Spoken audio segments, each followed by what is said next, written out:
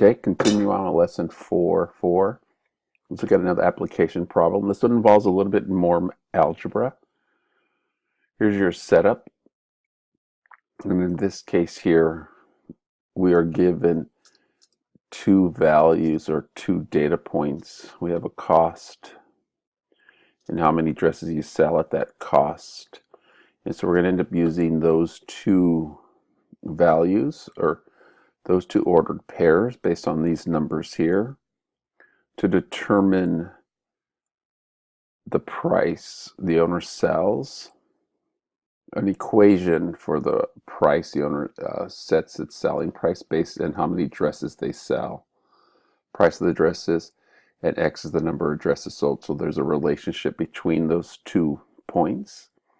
And so to find the relationship, we first need to solve for the rate of change or the slope. And so you can see the mathematics. So you get negative 0.20.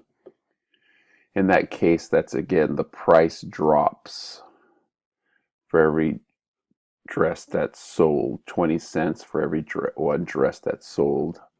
The price drops. And so you see there's the relationship between price and how many dresses are sold.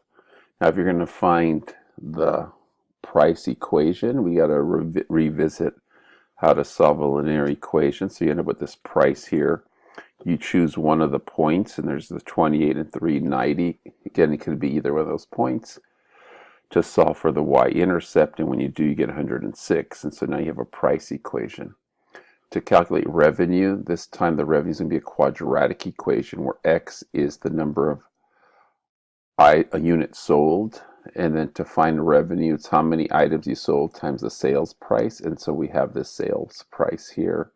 And so you can see a multiplication of number sold, right, goes with X, and then your sale price is here, right, which we got above. That's your sale price. You end up multiplying those two together, and that would give us a revenue. Now we have the cost. Here's an equation or situation for what the cost function would be, and again, similar to what we did in a previous problem. And then the profit, you can see, is going to be the revenue minus the cost. And there's the revenue equation.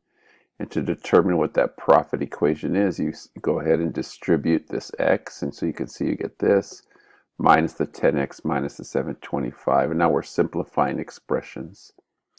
And so you can go ahead and then with that profit equation right here, you can go ahead and figure out what was your profit for 225. You substitute that in, and you get $10,000 there.